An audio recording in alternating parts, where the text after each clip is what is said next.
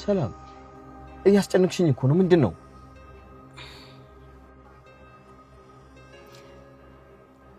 ጋሼ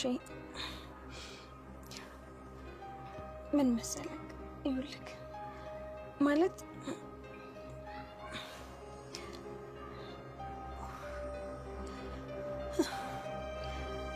ይሄ የተረገዘው ልጅ ማለት ነው በቃ የዳጣ ወንድም ያንተ ልጅ ነው።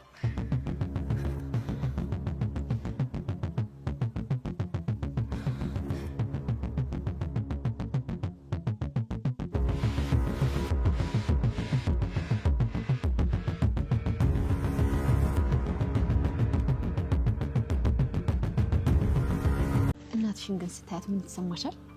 ማለት አልገባኝም። እናትሽ አሁን ቤት አለች አይደል? ስትወጪ ምን አለች? እናቴ ያለችኝ አንቺ ልጅ ውሃ ጋር ነው የሚሄደው ብለሽ ሌላ ቦታ ባገኘሽ ደምሽን ነው የምጠጣው ብላኛለች። ደምሽን ነው የምጠጣው አለችሽ? አዎ ብላኛለች። ግን አሁን እንዳለችሽ ሌላ ቦታ ብታገኝሽ ደምሽን ታፈሰዋለች? አረ አታፈሰውም፣ አውቃ ልታስፈራራኝ። እሺ ስታቅፍሽስ ስጋብዝሽ ምናምን ምን ይሰማሻል? እስኪ ስሜቱን ንገሪኝ ባትና። እናቴ ሚት ካለች ደስ ይለኛል፣ ስትሰድበኝ ደስ ይለኛል፣ ስታቅፈኝ ደግሞ ቶሎ ነው እንቅልፍ የሚወስደኝ። ለምንድን ነው ቶሎ እንቅልፍ የሚወስድሽ? ስለሚመቸኝ ነው። እና ደግሞ በቃ ደስ ነው የሚለኝ እናቴ ስለሆነች። ለምን? እናትሽን ስለምትወጃት ስለምታምኛት ነው አይደል? ስለማትፈሪያት ነው አይደል? እሺ ግን መታሽስ ታውቃለች? አዎ በተለይ በጫማ ደግሞ መታኝ ታውቃለች። ምን ስታደርጊ ነው የምትመታሽ? ጥፋት ሳጠፋው ነው። እና ደግሞ ስትመታኝ ብታይ ደስ ይላል። ለምን? ከመታችኝ በኋላ አለቅስባታለሁ፣ ከዛ ታዋብልኛለች፣ ከዛ ደግሞ የምፈልገው ነገር ይገዛልኛል። ሰላም ሰላም ውዴ ቻናሌ ቤተሰቦች እንዴት ናችሁልኝ? እንኳን ወደ ኔቱ በሰላም መጣችሁልኝ። ዳጣ ድራማ እንግዲህ አሁን ላይ በጣም ለሰላምም እንዲሁም ደግሞ ለማርታ ለትዳሯ በጣም ፈታኝ የሆነ ነገር ገጥሟቸዋል። እንግዲህ የሰላም ነገር ትንሽ ግራ የሚያጋባ ነገር ሆኗል። ሰላም ያኔ ይሄ ቀን ይመጣም ብላ እንግዲህ ሳታስብ የሰራችው ስህተት ዛሬ ላይ ቤቱን ሁሉ እያመሰው ነው። ለመናገርም የሚያሳፍር ትንሽ ለየት ያለ ነገር ነው። እንግዲህ በዚህ የተነሳ አሁን ላይ ቤት ውስጥ ሁሉም ሰው እየታመሰ ይገኛል።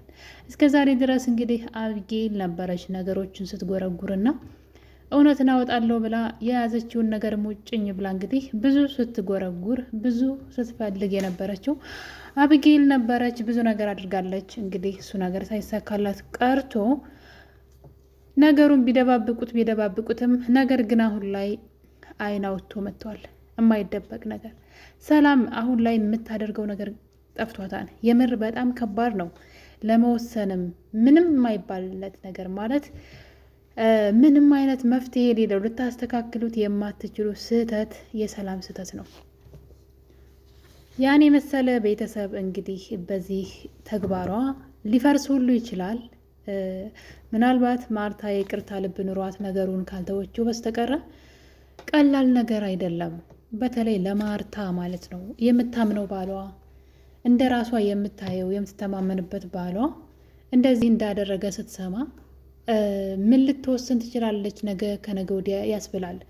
ምክንያቱም አሁን ላይ እውነታው እየወጣ ስለሆነ እንግዲህ እዚህ ቀደም በክፍል 67 ላይ ሰላም ደረጀን አንድ የማናግርህ ነገር አለኝ ብላ ወደ መኝታ ቤቷ ጠርታው ነበር።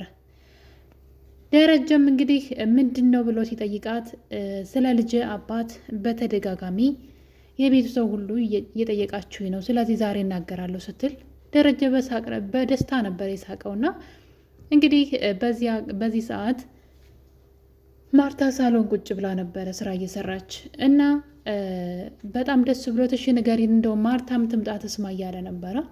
ነገር ግን እሷ መጀመሪያ አንተ ነህ መስማት ያለብህ፣ እሷ ከመስማቷ በፊት ለአንተ ብቻ ነው የምነግርህ በማለት ደረጀ መኝታ ቤቷ እንዲቆይ ብትጠይቀውም እሱ ግን ይሄ ነገር እኮ ማርታንም እንደሚያስጨንቃትና እሷን ማወቅ እንዳለባት ቢጠይቃትም እሷ ግን ለምነግርህ ነገር ተዘጋጅ፣ ራስህን አበርታ፣ በጣም ከባድ ነገር ነው የምነግርህ እያለች እንግዲህ ደረጀ ማስፈራራት ትጀምራለች።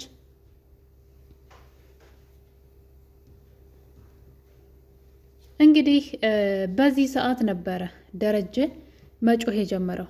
ምን ለማለት ፈልገሽ ነው? እንዴት ነው ከኔ ጋር የአንቺ እርግዝና ከኔ ህይወት ጋር ምን አገባኝ? እኔን ምን ይመለከተኛል? ለምንድን ነው ለምኑ ነው የምዘጋጀውስ? እያለ እንግዲህ ደረጀ መጮህ ይጀምራል።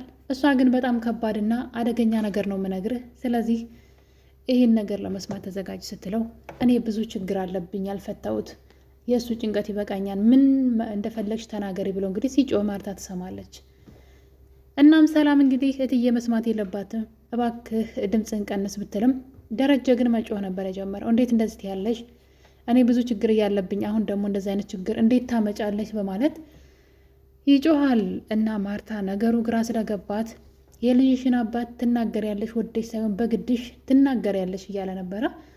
ማርታም ወደ ክላሱ እንግዲህ ምን ተፈጥሮ ነው ብላ ስትሄድ ደረጀ ይጮህ ነበረ። እንግዲህ የልጅሽን አባት ማሳወቅ አለብሽ፣ ቤተሰቤ በዚህ ምክንያት መበጥበጥ የለበትም። እኔ ደግሞ ብቻዬን ለምንድን ነው የምትነግረኝ? እኔን ምንም የሚመለከተኝ ነገር የለም ብሎ ቢልም እሷ ግን በቃ እኔ ሌላ ጊዜ ነው የምናገረው ብላ እንግዲህ ማርታ ስትመጣ ነገሩን ለማደባበስ ሞክራለች። ማርታም እንግዲህ ስወልድ እኮ እናገራለሁ ብላለች ተዋት ብትለውም ደረጀ ግን ያበሳጨው ነገር ለምነግር ነገር ራስን አዘጋጅ፣ በጣም ከባድ ነገር ነው፣ ስለ እርግዝናዬ ነው እያለች ለደረጀ ስለነገረችው ነው የተናደደው። እውነቱን ነው፣ እሱ ያልፈታው ስንት ችግር እያለ አሁን ደግሞ በድጋሜ ያረገዝኩት ልጅ ያንተ ነው ማለት በጣም ከባድ ነው። ሰውየው ላይ ራሱ የመብት ጥሰትም አድርጋበታለች ማለት ይቻላል። በእርግጥ መጀመሪያ የተሳሳተው እሱ ነው። የመጀመሪያ ስህተቱን ለማረም ከመሞከር ይልቅ ልጅን ያክል ነገር አውጥቶ የጣለ ሰው ነው። እንግዲህ ዛሬ ላይ ስለተለወጠ ትላንትና ያደረገው ነገር እንደ ቀላል ሊታይ አይቻልም። አንዲት እናት የወለደቻት ልጇን ተቀምታ ሲጣልባት አስቡት እስኪ። እሱስ ቢሆን ዳጣ ዛሬ ላይ ከዛ ሁሉ መከራ ከጎዳና ህይወት ወጥታ ዛሬ ልጁና ቤቱ ስለኖረች ጥሩ ሰው ነው ማለት አንችልም።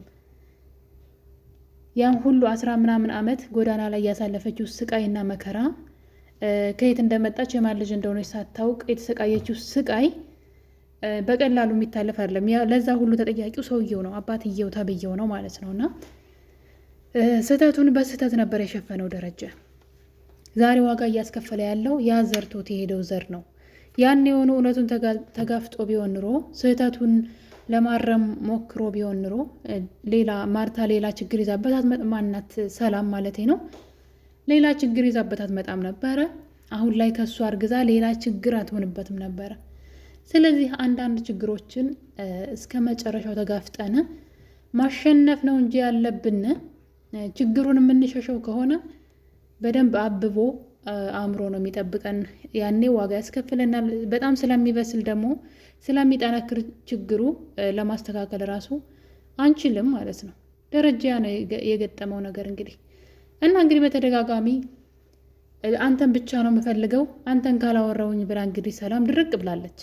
ቢያንስ ልጁን እስክትወልድ እንኳን መጠበቅ አለባት ብዬ አስባለሁ። ከቻለች ደግሞ ይህን ነገር መናገር ያለባት ከዚህ ቤት ውስጥ ወጥታ ነው እንጂ እዚህ ቤት ሆና መሆን አለበት ብዬ አላስብም። እና በዚህ የተነሳ እንግዲህ ቤቱ እየታመሰ ይገኛል። ማርታ በሰማችው ጩኸት ወደ ክላሷ ብትሄድም ደረጀ ግን የልጇን አባት ትናገር ያለዛ ከዚህ በላይ አልችልም እያለ ነው።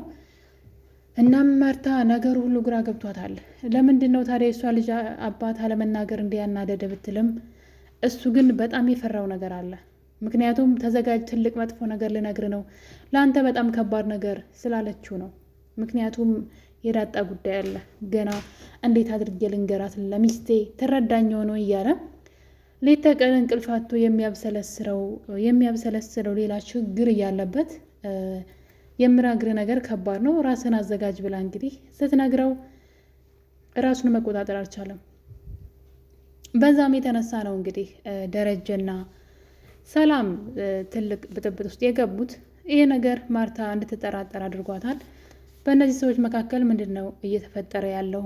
ምን ለመሆን እየሞከሩ ነው ብላ መጠራጠር ጀምራለች። በዛ ላይ ደረጀ በስርዓቱ እያወራት አይደለም። ደረጀ የሆነ የሚፈራው ነገር አለ ብዬ አስባለሁ ከዚህ ተነስቼ እና እንግዲህ ይሄ ነገር አሁን ላይ እውነቱ ፊት ለፊት እንግዲህ እየመጣ ይገኛል። እናም ሰላም እንግዲህ አዳሯን ብቻዋን ስታለቅስ ነው ያደረችው። ምክንያቱም ደግሞ እየሰራችው ስህተት ማረም አልቻለችም። አሁን ላይ በተለይ ደግሞ ዳጣ በህይወት ኑራ መምጣቷ ልጇ እንዳለች ስታውቅ ያሳፍራል እኮ ነገሩ ራሱ። እንዲህ አድርጌ ነው ከባድ አይደለም ማለት ለመናገር ራሱ ትንሽ የሚከብድ ነገር እኮ ነው። እናም እንግዲህ ሌሊቱን ሁሉ ስታለቅስ ነበር ያደረችው፣ ግን መፍትሄ አላገኘችም። ያላት አማራጭ እውነቱን መናገር ነው። በዛም የተነሳ እንግዲህ ደረጀን ለብቻ እፈልግሃለሁ ብላ ደረጀን ለብቻው ቀጥረዋለች።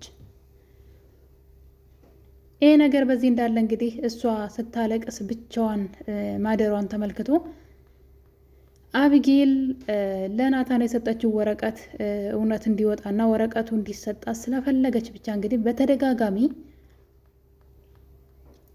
ሰላም ራሷን ልታጠፋ ትችላለች። ምክንያቱም አንድ ወረቀት ለናታን ሰጥተዋለች። ስለዚህ ናታን ወረቀቱን አምጣውና እናንብበው፣ ምን እንዳለው ማወቅ አለብን። ምናልባት እኮ ራሷን ልታጠፋ ይሆናል እያለች እንግዲህ ታውቃላችሁ እንግዲህ አብጌል የምትፈልገውን ነገር ለማግኘት የት ድረስ እንደምትሄድና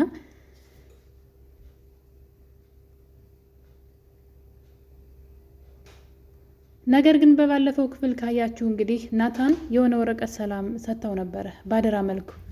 አደራ እኔ ከሌለው እዚህ ቤት ያው እርጉዝም ስለሆነች ትፈራለች፣ ልሞት እችላለሁ ብላም ትፈራለች። በዛ ላይ ደግሞ ካለው ነገር አንግል ቤቱን ለቃ ልትወጣ ትችላለች። ስለዚህ ያኔ ለዳጣ ይሄን ወረቀት ስጥ ብላ እንግዲህ የሰጠችው ወረቀት ነበረ።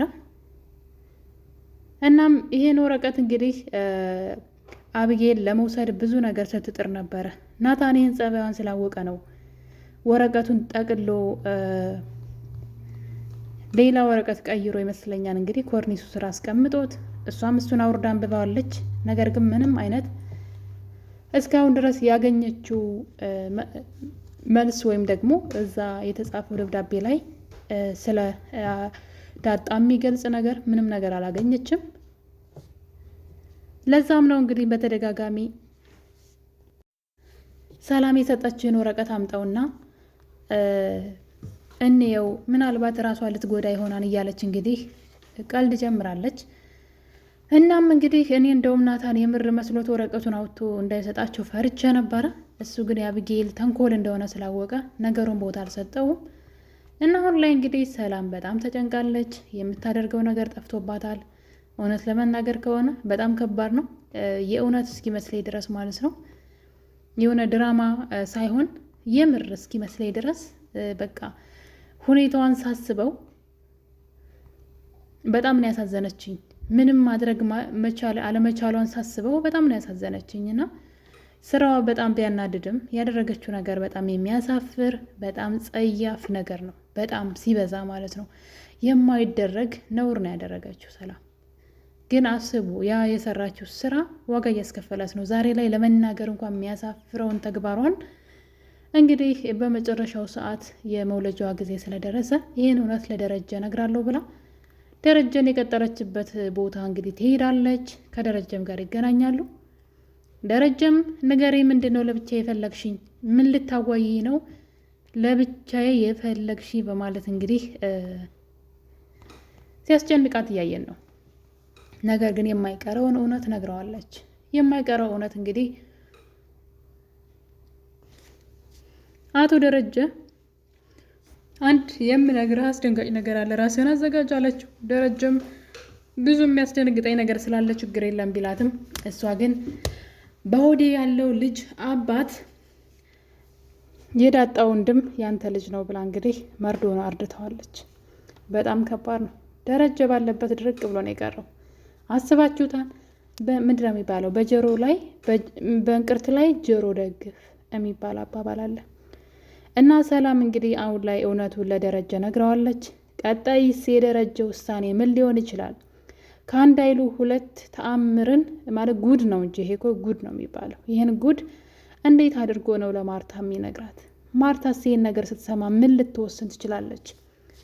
በጣም አጓጊና ተወዳጅ የሆነው ዳጣ ድራማ አሁን ላይ የተደበቁ ሚስጥሮች ሁሉ ሊወጡ ነው። ለትዳሯ ታማኝ የሆነችውና መልካም ሴቷ ማርታ ይህን ሁሉ ጉድ ስትሰማ ለልጆቹ አባት ለደረጀስ ይቅርታ ታደርግለት ይሆን ወይ? ትዳራቸውስ ምን ሊሆን ይችላል የሚለው በጣም አስፈሪ ነው። ማርታ ነገሩን በይቅርታ ካላለፈችው ማለት ነው።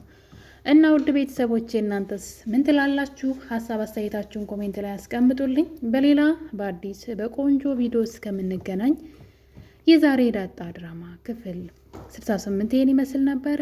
ቸር ሰንብቱልኝ።